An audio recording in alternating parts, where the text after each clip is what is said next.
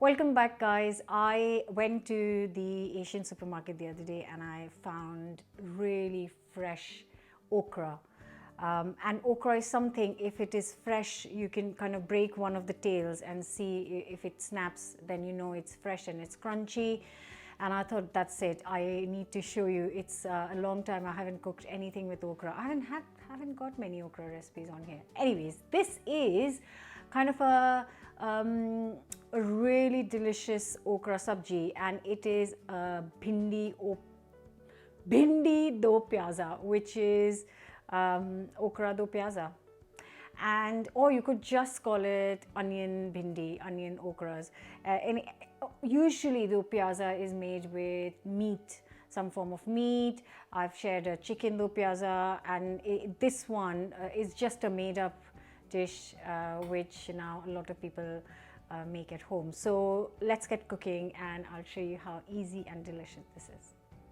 So I found really nice fresh fenugreek leaves and fresh okra at the Asian supermarket. So I got really excited and I found my first raw green mango. I'm going to make a chutney out of it later, but right now I'm just going to wash this 800 grams. It's roughly 800 grams of fresh okra, just giving it a good wash.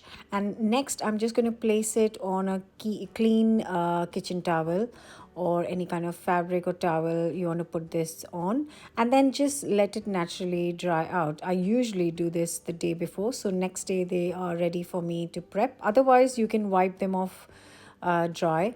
And then I am just going to chop the top and the tail, and the rest of it I'm just going to chop it into small 1 centimeter pieces, so they will be ready for my sabji. I am going to start by finely chopping these 4 kind of medium-sized onions. A hot pan and around 2 to 3 tablespoons of sunflower oil, rapeseed oil or vegetable oil. Next goes in a teaspoon of cumin seeds and also a teaspoon of carom seeds or ajwain, and that's got a lovely aniseedy flavor. Let them sizzle. Then we add the finely chopped onions. Now just cooking this for a good 10 to 12 minutes until it's nice deep golden brown. So the onions are cooking there, and while they are cooking I'm going to prep some shallots or baby onions, and I've got 8 of them here. You could use around 8 to 10. And I'm just going to peel them up and chop them into chunks. Next thing that goes in the onions are around 4 garlic cloves and a piece of ginger, and I'm just going to finely chop it. You can also grate this.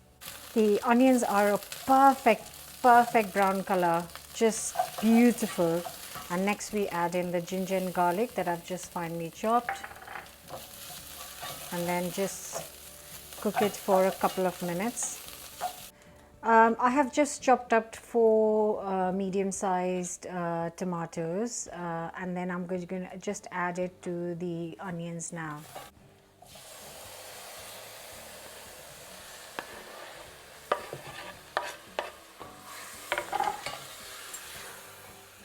And now comes a little bit of the slow cooking. So what I'm going to do is cover this and then cook this on low heat for a good 20 minutes. I might stir it halfway through,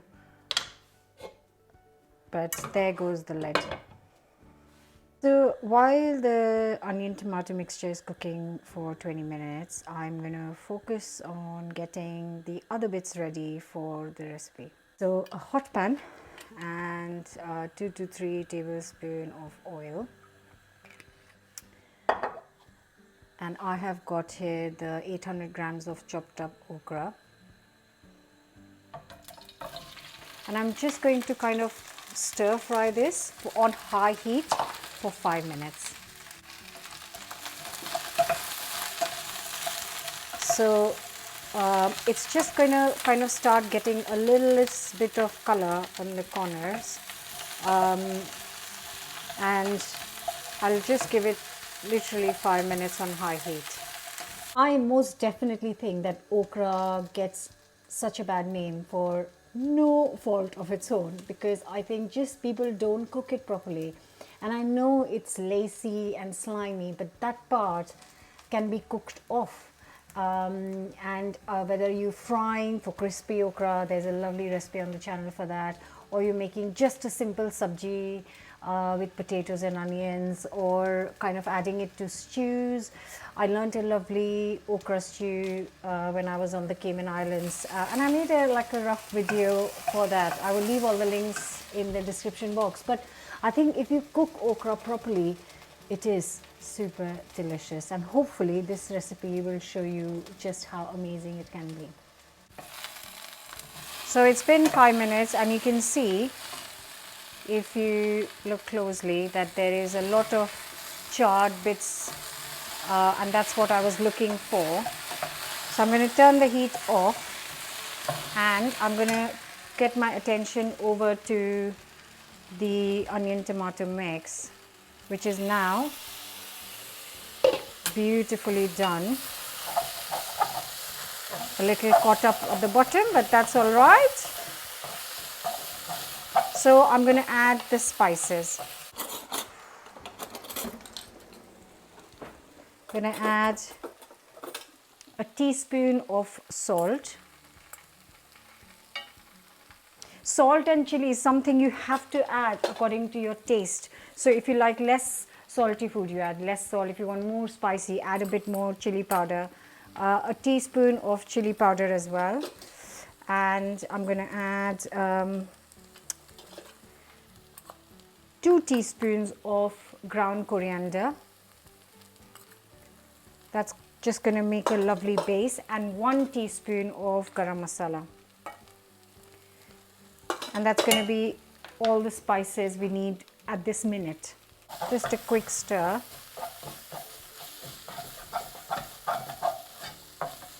And now I'm going to add in the okra. So in goes our kind of stir-fried okra, which has started to cook off, which is great. Got a lovely color, great. And then a good mix.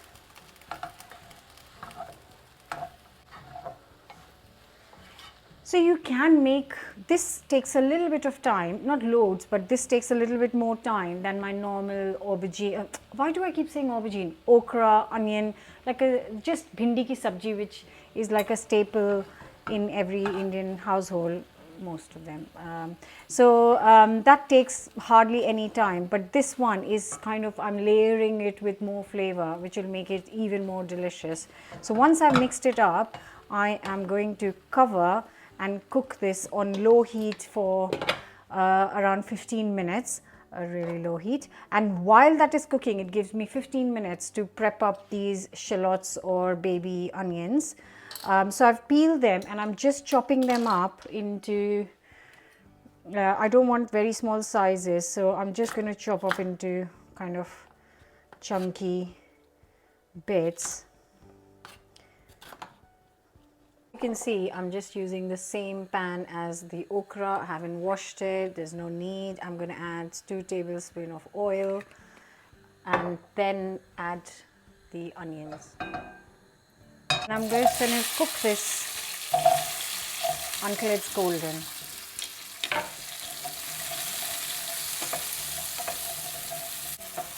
So it's been 5 minutes, and I've been cooking this on medium heat, and it's got like with charred bits, and some of them have opened up, like separated, which is great. So I'm going to turn the heat off and just check on my okra now.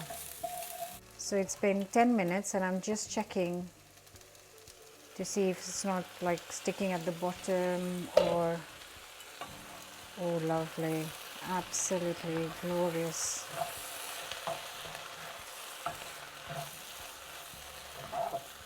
So just to check if the okra is done or not, if you just take a piece of okra and just kind of cut through, it just cuts really smoothly. I'm going to give it 5 more minutes, so 15 in total.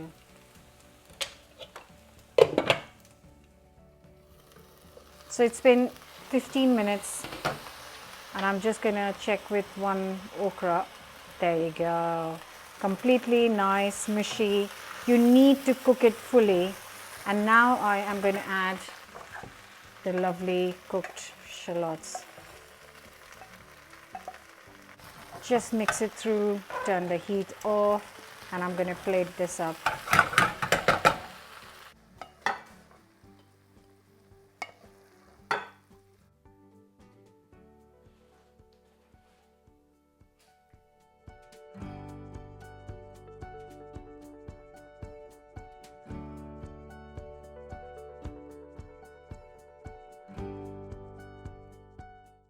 And I would serve this with,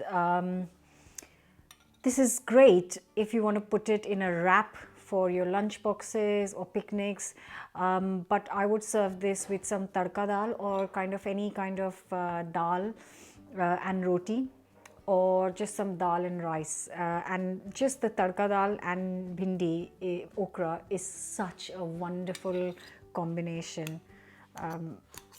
And I cannot wait to try this.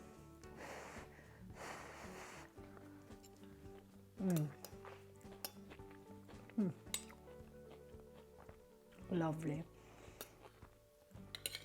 The spices are just subtle, it's not overpowering, and you can really, obviously onion is the king here, but it's just also so lovely. I am going to make some piping hot chapatis and have it with some yogurt. Hope you'll try this. Don't forget to subscribe, and I'll see you very soon with a brand new recipe. Leave me a comment on your thoughts below.